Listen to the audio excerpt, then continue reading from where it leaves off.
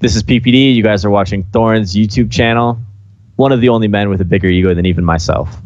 With the International 8 having reached the final 8 of the tournament, which in my opinion is currently in esports basically the most exciting, the most thrilling moment in a tournament that we currently have, being as some of the other esports games I've liked in the past, Quake Live, Duels, obviously the Brood War, OSLs and MSLs, they aren't around anymore. So in the current world, I think double elimination is a fantastic format. I especially like best of 3 within that context. In Dota, I think it works very, very well. And this is the point in the International when it gets really exciting. So what I thought I'd do is drop a bit of Dota content for you. And I'll say at the beginning, for anyone who's unaware, unlike other games like League of Legends, even StarCraft, games like Quake, Counter-Strike, I in no way present myself as any kind of an expert. I wouldn't even say I'm an expert on the scene of Dota, like the tournaments and who played where and what. I only watch it as a casual fan, but I know people who follow my channel also like Dota and want to see me do something around the International. So as a casual fan, here's a piece of content I can create for you. Here are some classic International runs for my money. I've picked out 11 runs. The context behind how I did it, the criteria, was I wanted it to be easy for beginners to Dota to follow. So they could look through the brackets on Wikipedia, they could pick the team that I've told them to watch, they can follow them through the tournament, they can watch some of the games that I recommend, they can find out some of the storyline of the team here, and then they can hopefully enjoy the tournament and get a sense of what the tournament was about without necessarily knowing what the meta of Dota was back then, who all the best teams were. You'll get some of that information as I describe it. Now, I have removed all of the champions of the International because those are too obvious. Like, if you want to go and watch some of the best Dota of all time, yes, go to each International, look who won it, track back through the bracket and follow them the whole way through. You'll see some of the best Dota you've ever seen. But that's too obvious. I don't really think calling those like my favorite runs. I don't really want to count those because all of them in their own context are among my favorites.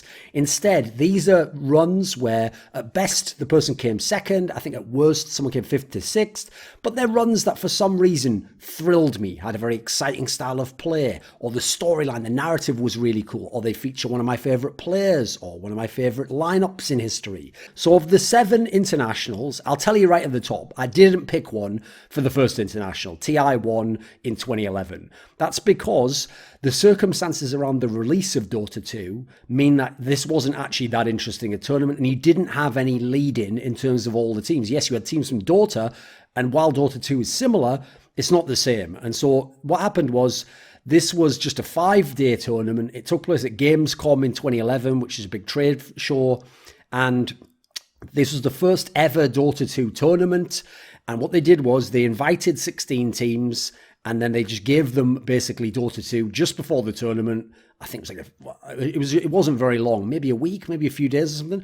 And they just practiced it. They're mainly all Dota players anyway. And then they went to the tournament. Like, the only team I'd even vaguely say have a vaguely classic run here that you could go and look at is you could go and look at the Meet Your Makers Danish team, the one with like Milk and Misery, etc., old school Dota players. You could go look at that one. They didn't have a bad run in a way, but I don't think any of the runs at this tournament really qualify as like a classic run or one of my favorites. It's not until you get to TI2 that you have a proper Dota scene and you have a global Dota scene, and now you get to some of my favorite runs. But even so, TI2 2012, still pretty limited scene. It hasn't gotten that big yet. So I only picked out one run from this tournament, and it's not going to be Na'Vi coming second. Obviously, I've said we're not doing champions, so no Invictus Gaming. Instead, it is the other big Chinese team, Lgd, who finished 3rd at this tournament. This was the tournament where, when I list off all the lineups, by the way, I'm going to go in the order of farm priorities, so 1, 2, 3, 4, 5. So they had Sylar playing carry, they had Zhao playing mid, they had Yao playing off lane, they had DD playing 4 support, and they had DDC playing 5. Now, this team went 14-0 in the group stage. They wrecked it completely. They beat Orange, the team from Malaysia, in the upper bracket. They beat Zenith in the upper bracket. So at this point in time in the tournament, they were 18-0. They were on an absolute tear. They were looking like monsters. Then they had to face Na'Vi, though, reigning champions of the previous year. Admittedly, the lineup had started to change, and this was a fucking great series, even though LGD loses this series. Like, immediately, I'm going to tell you, go watch Game 3 of this series. It's fucking fire. Then they go to the lower bracket. Remember, because they've made the upper bracket final and they come third, obviously they lose these last two series. In the lower bracket, they play Invictus Gaming, who ended up winning the tournament, had one of my all-time favourite players, Ferrari 430 there, absolute beast of a player. And this was another full series of 3 games. And again, this series, fun series, but the particular game I want you to watch is game 2, because this is the game in which the carry Sylar, who you're going to see is going to be a theme throughout these classic runs, probably one of the most underrated great star player carries in Dota history, quite frankly. He doesn't have the same pop to his name as Ferrari, Burning, How, etc. But the guy really delivered when he went to internationals. Game 2, this guy goes fucking off. This was a real classic game. And even though they lose the series, great. It was a good series for them. Good play overall in the tournament. Now, this was the era when LGD, they were a team that was all about pushing down towers on the map. They were all about trying to control the map.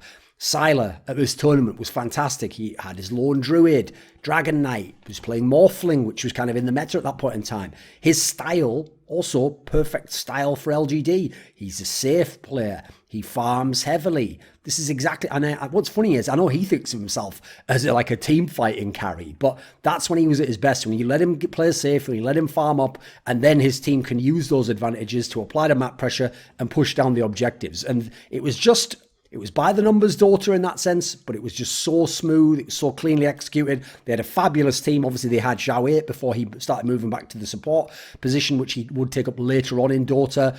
A bunch of classic players here. Yao, obviously classic offlaner as well.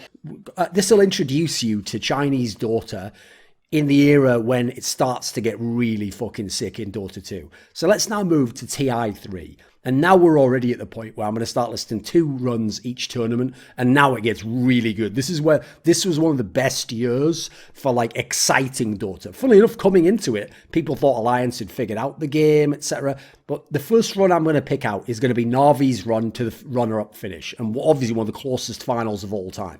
So this was, funnily enough, not the original Navi that won international at all. I dare say that it's maybe not even the best Navi. But tell you what, I think this was the most entertaining Navi lineup, because this was the one where they had Havost as carry, they had Dendi as mid, who was still very, very good. Havost was a beast at this point in time.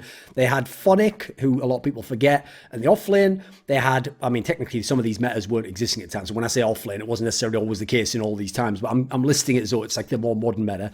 And they had Poppy as a support, and obviously shot caller, and people forget they had Kuroki, yes, Kuroki of Team Liquid, Secret, etc. But this was back when he was on Navi and when he was kind of like earning his stripes in Dota 2 in that sense, because he was coming into this team that had been in the final of TI twice, and a lot of people actually, sadly, were blaming him for some of their failures, even though actually he was a pretty good fucking support at the time. Now, you have to remember, coming into this international was when Alliance was dominant, and they had a rivalry with Navi, but they were beating Navi most of these times. Also, this is a great run to show you why I say I think this is the most exciting Navi lineup, because some of the matches Navi wins late in this tournament, they only win because they're Navi. Like being willing to do ballsy shit, make crazy plays, just be mega decisive in situations where you're losing the game, and under normal circumstances you just get slowly choked out or they rat Dota you to death. They found ways to win series they had no business winning. And so in the group, it was going great. They were one of the best teams in the world still. They went 11-3, no problem. Get into the upper bracket, they beat Orange, okay, but it's a close game, 3-game series. Then they play Tongfu, a lineup that, funnily enough, some of them would later on go to be fabulous in Newbee, obviously, one of our favourite players, How. This was a series where it's no wonder these guys later became champions, because they deserved to win this series, quite frankly. I don't use that term very often, deserved, but if you watch this series, I fail to see what Tongfu did wrong, especially when you get to Game 3. They were playing an amazing series of Dota. They played Game 3 really well. They constantly made great decisions, but as anyone who watched this tournament remembers, Game 3's a must-watch, because this is the game where the Chen Podge combination from Poppy and Dendi forces one of the most ridiculous game wins ever for Navi, where they're just hitting all those ridiculous hooks into the fountain and they're just picking off carries, key players from Tongfu who otherwise are playing a fabulous game. In doing so, they stole the game out enough from behind to let Havost farm up to become that sick carry we all know he could be in this era.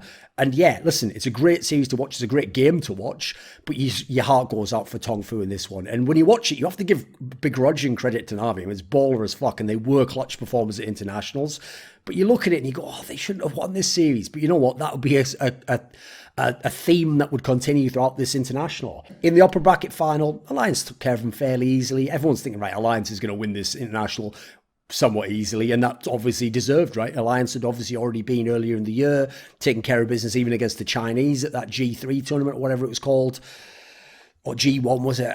And then in the lower bracket, Navi plays Orange again. This also is a series they probably should have lost. Another 3-game series against Orange. Another one they pull out. Game 3 of this one is a fucking epic game. Just watch it. Another sick comeback that probably shouldn't be able to happen. But that's what happens when teams have leads, but they're against a clutch performer. So they get to the final, and this was an amazing final. One of the best series of Dota ever played.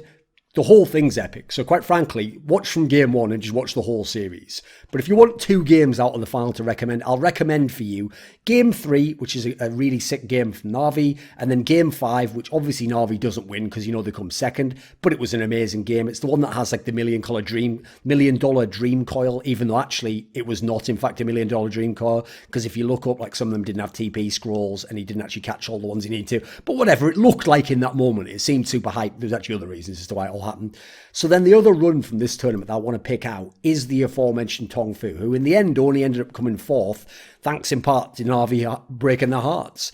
So you have to remember, this was the team that came to the tournament due to LGD China making roster moves. That meant that their invite got removed. And so this team then came as an invite team instead in their position. And when you hear this lineup of players, if you know anything about Chinese Dota, there are some fucking classic names in here. So let's start at the carry position. One of my favourite carries of all time. So decisive. What a great true carry player. How? Obviously. Fabulous player. But then the guy everyone forgets is who was in the number 2 position. It was Mu. Classic player. Then you had San Sheng. The supports were Banana and King J. Now, this is a team that, you know what, they weren't bad. They'd won a LAN, but LGD was considered the better team at the time.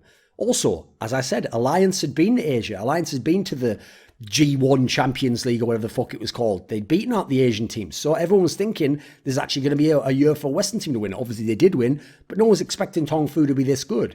In the group stage, there was nothing suggested to be this good. They went 8-6. Then in the upper bracket, they played against Fnatic, which obviously don't associate that with the Malaysian team now. We're talking about the team that was like Fly, No Tail, sort of future and OG players. Era, most famously, you might remember. They lost to Navi, as I said. In the lower bracket, they beat Invictus Gaming. Now, slightly different team, but Invictus Gaming were the reigning champions, remember, with my boy Ferrari 430. Then in the last match, they lost in a 3-game series, really close games, to the Malaysian team, which was Orange, with Mushy, classic Dota player, and someone who will feature in this list later on. By the way, if you haven't noticed, yes, I do have a love affair with certain Chinese Dota teams, and that will be a theme that will continue. TI4, this is the one where the prize money from the compendiums really started to pop off. Now, Vici Gaming, the team who came second here, obviously losing to Newbee. Final was kind of crap, quite frankly. Newbee had just had the meta solved at that point in time. This was a fabulous team to watch. So much individual talent in this lineup. One position, Sylar. We've already talked about them before. All around strong carry, really great farmer. 2 position, Super. Someone you will definitely know if you know Chinese Dota. 3 position, ROTK, the infamous outspoken captain who wants to control the whole thing like a general, definitely willing to trash talk people, has his own vision on the game. This was actually one of his best ever performances. And then who is the support duo? It's only Fenrir and Fi, isn't it? 2 of the best players of all time at support as a duo. Amazing combination of duo. And the key thing to remember about this point in time is this is when they're really breaking out as supports. And Fi already was a really young player who's basically almost a rookie, but he was already fucking amazing. And this is in an era when it was usually the veterans who were playing the support positions because how much decision making it took and how much sort of oftentimes people were giving up farm. But famously, him and Fenrir, they were farm heavy supports. They were picking heroes that they could farm up on. And then what they're going to do is they're going to roam. And the way they roam together, Beautiful. And I loved watching them and all the Vici lineups that they were in together. One of the most entertaining combos to ever watch. And then you got Sylar, obviously monster carry player. So what's great about this one is this is another run to second place that doesn't really have an indication that they could come in this strong. Like the year before, 2013, at the end of the year, they'd had a little spike where they'd looked pretty good, but they'd fallen way off. So coming into this one, TI4, you have to remember, the dominant team in Dota was Team DK, the super team of the sort of Chinese region. Then you had Invictus Gaming was still a pretty strong team. You had Alliance was still good. Evil Geniuses is rising up this year with PPD, with Arteezy, etc. Now in the group stage, they have a fucking sick performance as Vici. They go 12-3. Then they get in the upper bracket. They lose to Newbee in the semi-finals. Because this was the weird one, if you remember, where it was like one massive group. And then instead of going to the top 8 of the upper bracket, you just went to the top 4. And then there were all these matches between to determine who fell down. It was a very weird system. So they played against Newbee, the team who eventually won TI. They had a 3-game series against them. Game 2's pretty fucking good. Watch that one. The final's not that good. Then in the lower bracket, they play Cloud9. Now, this is already where Cloud9's got some of the players you'll know, Eternal Envy, etc. They're already a solid squad. They've already had results. They've already shown some good stuff in the West. And this is a great series. It's a 3-game series. Game 1, really great series for these guys from Vici. Another one that's a must-watch. Then in the lower bracket, they face Team DK. I told you, the most dominant team of the year. One of my favourite, maybe even my favourite Dota team of all time in the lineup. Obviously, I love fucking watching Burning play. Godlike team. Ice is an offlaner. The whole team's amazing. But unfortunately, they didn't have that great a TI. And when they met in the lower bracket, Vici managed to eliminate them. Now, game 2 is the one you got to watch from this one. That is another one that you're just going to love if you just enjoy watching Chinese Dota. Then, lower bracket final, they get against EG. Now, EG had a stand-in here. They had Mason, if you remember, because Faye couldn't play due to his injury. 3-game series again. Vici manages to prevail. And obviously this would be an interesting theme going forwards because famously PPD is the guy who always wants to downplay China. He always wants to I'll take care of China, like they're not as good as we are. So this is part of what ignited that sort of rivalry between him and an entire region / continent of Dota. Not really continent, but you know what I mean. Then in the final, they played Newbee. As I said, it wasn't that great. Even the game they won wasn't that fucking amazing. So I'd skip the final, quite frankly. So you want to marvel at Newbee, who, fair enough, was a very, very good team. And has the connection to Tongfu. So I guess you could see how satisfying them winning is. At the same major, I alluded to them earlier, I'm going to pick out Cloud9's run. Now, this is the lineup, classic lineup when I list it off for you. Carry position, Eternal Envy. One of the great Western Dota players, but famously has a very set mentality, very strange mindset, and has never managed to get that super deep finish at the International. This is the closest he came. 2 position, we had Sing. Again, people definitely know him from the days he was in the Good Studio. Another classic player from streaming, has his own mentality for the game. Still a top-level player at this point in time. Offlane was Born7, who, listen, was a fantastically skilled mechanical player. But there's a reason why people called him a choker. And I think he was one of the players in this team who had some issues in that sense. But he could also go fucking ham. Then at supports, you had Owie2000, one of my favourite players of all time because he's so intelligent. His understanding of what to do in the game just always feels like he's making correct decisions. I never thought he was one of the chokers. I'm not surprised the next year he went on to win the tournament with EG. Then finally, 5 position, another classic talent from the Western scene, Pylai Dai. A guy who, fairly quiet, didn't necessarily build his personality that much. People know this guy's a shot-calling beast. People know this guy's a mastermind. He's got his own way of thinking about support, but at times he could be the best support player in the West, maybe the world even. Now, this is obviously the lineup that famously finished second a bunch of times, beat people in the upper bracket, but then lost in the lower bracket, lost a bunch of tournaments from Evil Geniuses coming from the lower bracket. This was the team that were chokers. They couldn't quite live up to their potential, but they were fucking fun to watch, weren't they? Team fighting, big strength. The ability to string together combos, some of them that like other people just didn't even do, made them so creative. Gank heavy team, going everywhere they want on the map, making plays. What a fun team to watch. Now, funnily enough, they came into TI, despite all those good results earlier in the year, in not very good shape. And then in the group, they just crept out. They went 8-7. They beat Invictus Gaming, EG, Na Vi, so some decent squads.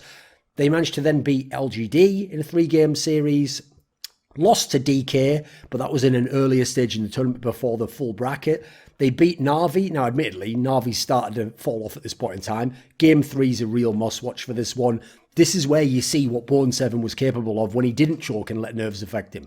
Then they lost that last series I referred to earlier against Vici. And even though when I gave Vici's perspective, I said watch game 1, the one to watch for Cloud9 is actually going to be game 2. That's like a really fantastic game for them. And then here's the thing. I would watch game 3 because since I picked both runs, this is just a match where you see how hard done by Cloud9 were at this tournament, because this game was winnable and they were in position at times to win this game. Sadly, it didn't happen for them. Vici was the better squad. Vici went on to the better run, but it's a game worth watching. It's one where both teams really come to play. TI5, obviously the one where everyone remembers Evil Geniuses won the tournament. The first run I'm going to pick out is CDEC, CDEC, as people get triggered when you call them.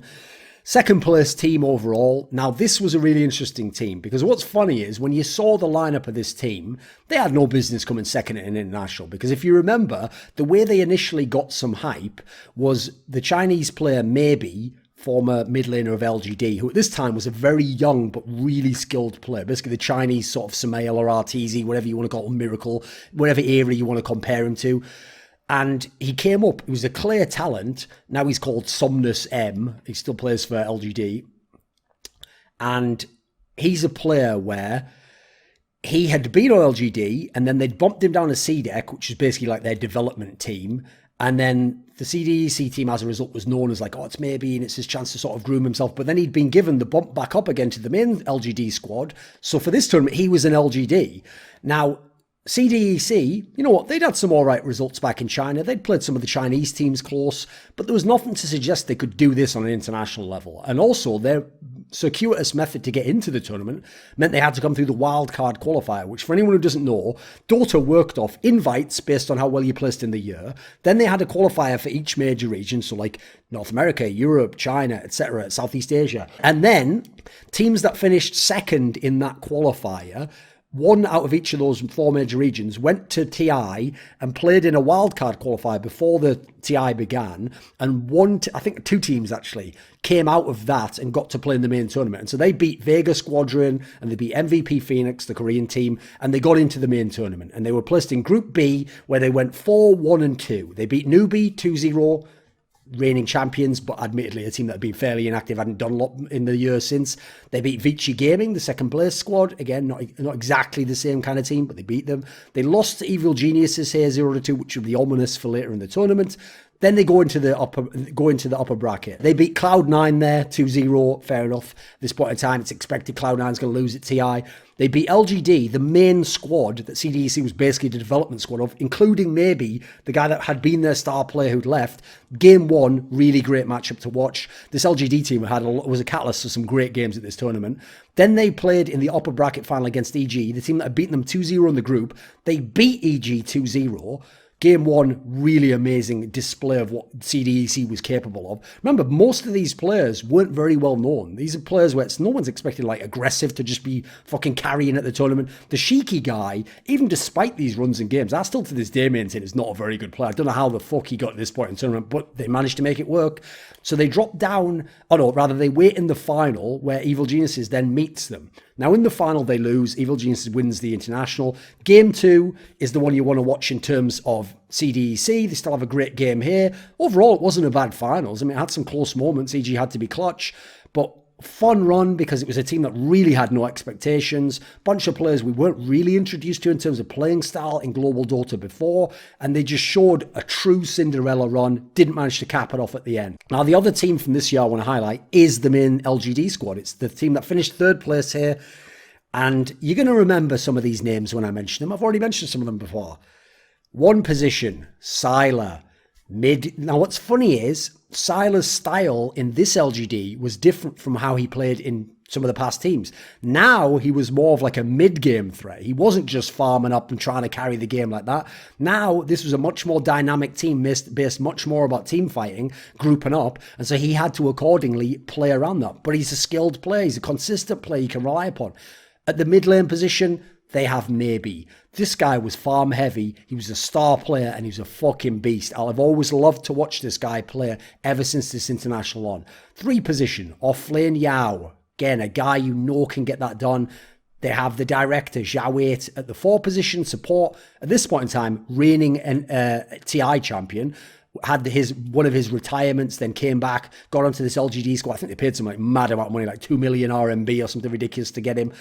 He'd obviously beforehand at DAC, Dota Asia Championships, he'd come back with the big gods lineup of a bunch of retired players, shown that they could do it there. Then he joined Lgd. 5 position was MMY. Now, this is a team who had become the top Chinese team by the time we got to TI. So, okay, fair enough. Expectations were that this team could be a legit threat. In the group stage, they go 5-2-0. They draw with Invictus Gaming. They draw with Secret. They beat Cloud9. Haven't lost the series yet. In the playoffs, oh, by the way, there was actually a game here, the one that they beat Cloud9. Just watch it. Even though it's a group stage game, and generally I haven't recommended group stage games, this one's wild. I won't tell you anything about it, but it's fucking wild. So in the upper bracket, they play against Empire, European team from CIS region. It's a good series, 3-game series, a lot of entertaining matches from this Lgd squad. Game 1's a must-watch. They then play against CDEC, as I just referred to. They lose 0-2 to them. In the lower bracket, they play against Virtus Pro, also a CIS squad. They beat them 2-0. Virtus Pro had eliminated Secret, in theory the number 1 team in the world. The best Western team had won the 4 lands beforehand. Game 2 against Virtus Pro is the must-watch. This is a really entertaining one. They then beat Vici Gaming 2-1 in the lower bracket. Obviously a team with a lot of established players, great players. And then they lose to Evil Geniuses in the lower 0-2. But even though they lose both games, this whole series is fire. It's a must-watch. Like, EG definitely could have lost this one. Lgd definitely could have been in the final, playing against their sister team. And it's just a fabulous series to watch. There's some really great players by EG, but both teams play great. And what I love is how decisive and the shot calling is from both teams, and how willing they are to make players. So TI6, I'm going to obviously immediately pick Digital Chaos, the team that finished second place, because this is a team that had no business finishing second place. They qualified from NA. They didn't get an invite. Their lineup at the time, bunch of players you don't expect to be going this deep. They had one position was Resolution, the former Empire player from the Ukraine. They had Weeha, aka Wee, at 2 position mid lane. This is when he's first showing off what a beast he is, because he's the super high MMR player who, as a result, Eternal Envy picked up for Secret, the one that was post TI5, that at the 2 majors had done fantastically. They finished second at the Frankfurt major. They won the Shanghai major. And so everyone's thinking, fuck, it works getting high MMR players. Like, we should do this. But obviously he gets betrayed. He ends up out on his arse. 3 position was Mu, not the one from China, obviously. 4 position was Saxa, another high MMR player. 5 position was Misery, very well-known, old-school, legendary Danish Dota player, playing Dota 1. C9, he was on for, I think it was TI5, he was on C9. Then he was on Secret post-TI, along with Weeha, so he had those 2 big placings at the majors. The thing about this squad was they'd accomplished nothing offline, because they only really had this squad due to happenstance. Like, they'd gone to the Manila Major and come 9th to 12th. But what happened was Evil Geniuses stole 2 of the players from DC. They didn't really steal them, they just left, didn't they? So I think it was like Bulba and Aoi 2000. And the Secret players, Weeha and Misery, got kicked from Secret, so they left and they joined DC, and then that was enough pull to get a squad together. Now, the one thing this team did have going for them, didn't have any chemistry, didn't have any past experience together, but they had some fucking sick individual players. Like Weeha, what a mechanical monster that guy was. Yes, he didn't have the experience. This guy could go fucking ham in the mid lane. So in the group stage, already they shock everyone. They go 11-3. In the upper bracket, they lose the first series in 3 games to Wings. Now, if you know anything about Wings, they unexpectedly go on to win this tournament and be one of the best teams we've ever seen, one of the most versatile teams. So losing in 3 games to them is by no means any sort of a disrespect. But at this point in the tournament, it was up in the air who should win this one, because Wings has come out of the Chinese qualifier. They only went 8-6 in the group stage. They'd fucked up the majors. They'd had times where they'd been strong. I mean, there was the SL1 Manila, there was Summit 5, but no one really expects they're going to like win the international. So okay, they lose to them. Already they're in the lower bracket. That's how you know this is a fucking classic run from an underdog team. They beat Lgd there. Always Lgd have good squads. They beat TNC Pro, team from the Philippines, in 3 games. That's after losing the first game and being on the brink of elimination in the tournament way earlier than second. They then beat eHome, which, if you remember, was actually one of the shocks of the events, because in an event where you think, oh, all these other great Chinese teams are going to do well, it was actually eHome who was the Chinese team who ended up looking the best, aside from Wings, obviously. They were the shock of the event. They'd come in as a wild card. They topped their group.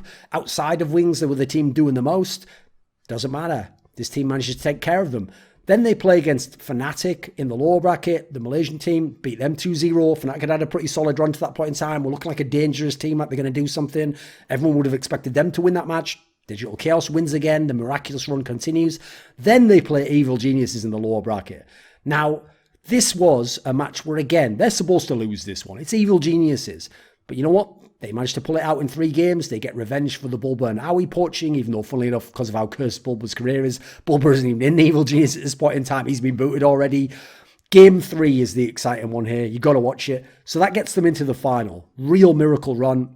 In the final, they lose to Wings. But game 1, the game that they won, it's worth giving a watch, especially because Wings was such a fabulous team. The fact that an underdog like DC could do anything against them is miraculous in and of itself. Now, the other team from this international I want to highlight is Fnatic. It's the team where the majority of them from Malaysia. They did have that guy from Philippines, DJ. They finished 4th in this tournament. Now, they qualified from the SEA, and the lineup, you're going to know number 1 immediately. It's Mushy, all-time great player from this region, a player who you always wanted to see have deep runs in tournaments like this because he comes from, in theory, a smaller region. 2 position was mid 1, 3 position was Ohio, 4 position was the aforementioned Philippines native DJ, and 5 position was 3-4-3. Now, coming into TI, they hadn't had many good finishes. Like, first of all, Mushy had been injured at one point in time, but he'd come back just before TI. They'd had top 4 at ESL 1 Manila. That's not bad. Obviously, it's in their home region. They'd had top 6 at the Manila Major.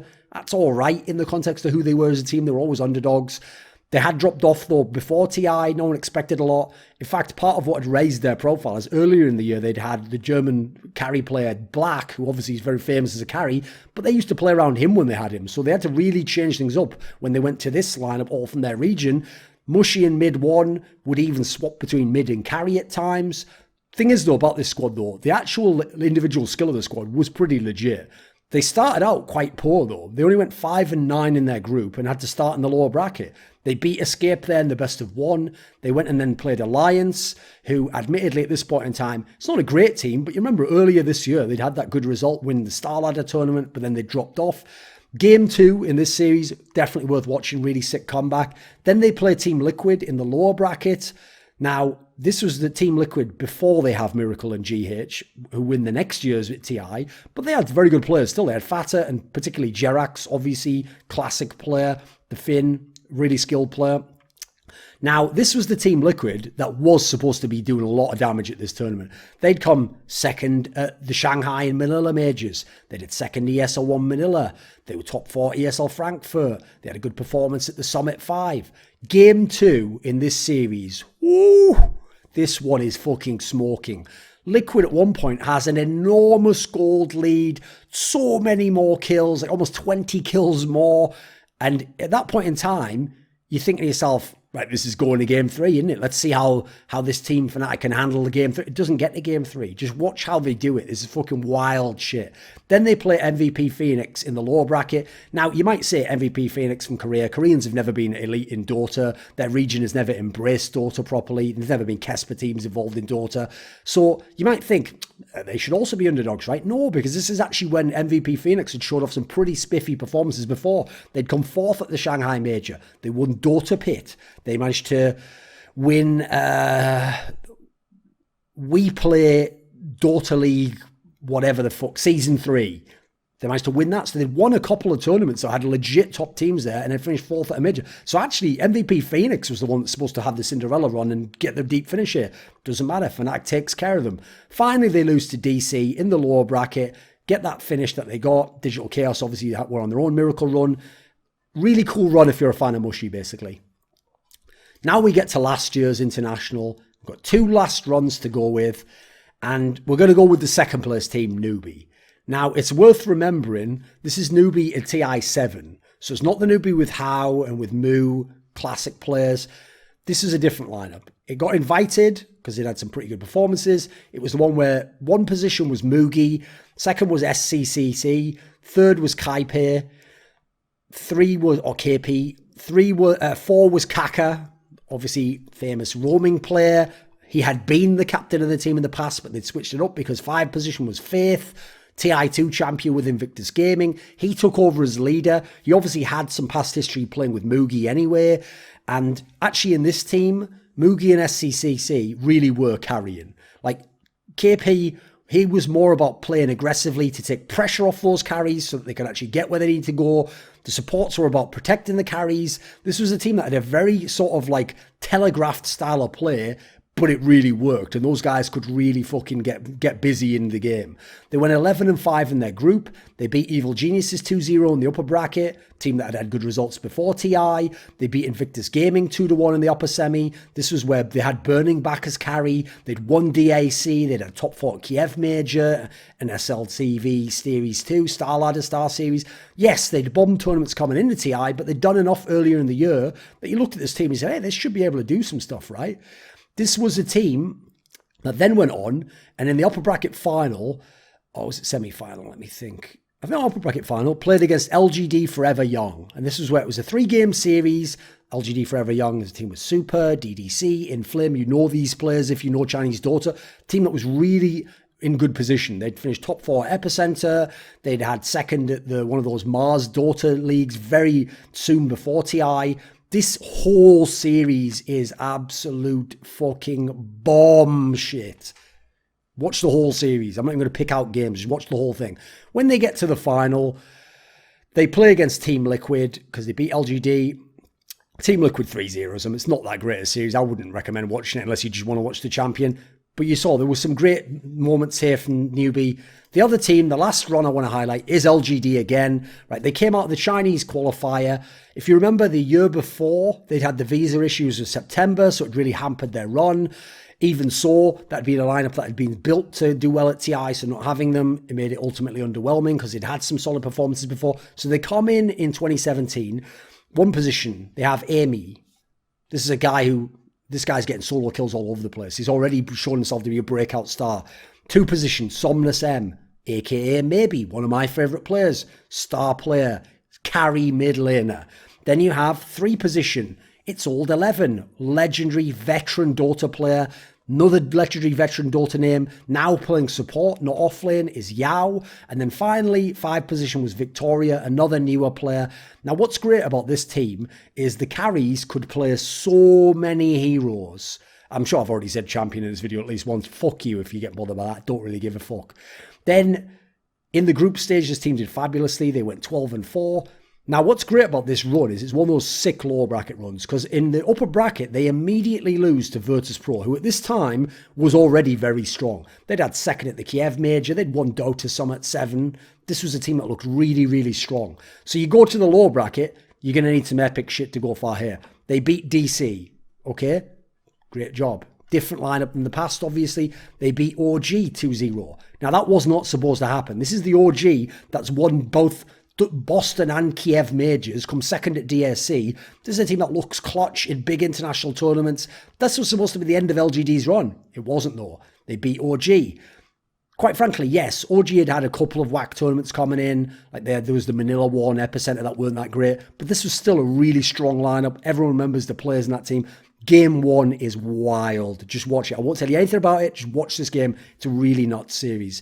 Then you go against Invictus Gaming, the team I told you before, had some big results. They beat them 2-0, and then in the low bracket, they lose to Team like eventual champions, so no one really knows how far this team could have gone, actually. Another fabulous Chinese run. So there's some of my favourite TI runs. I'll totally say I am somewhat biased towards the Chinese teams. I love watching their carries. I love how all their teams tend to have a style of play, but they play to that style. They don't just think there's a global meta and try and just adapt to what everyone else is doing. So I've always loved that, and I love also the teams that have really great shot callers, and then unique supports. I like supports not to just be like by the book supports, like Fi. This video was kindly supported by Dean Tanglis, Gardner Wilson, Andreas Snazore Westerlund, Alex Adams, Eddie Wingfors, Daniel Yordanov, Robert Baxter, Travis Greb, Kyla Harris, James Harding, Cesar, And special thanks go out to Matt Shakowski and Jerky's Minion in particular.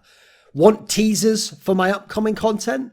How about asking me a question for my monthly AMA? Do you want to take part in a discussion about esports with me? How about suggesting a topic or a guest for my content? Put your money where your mouth is and join the Scrilluminati today.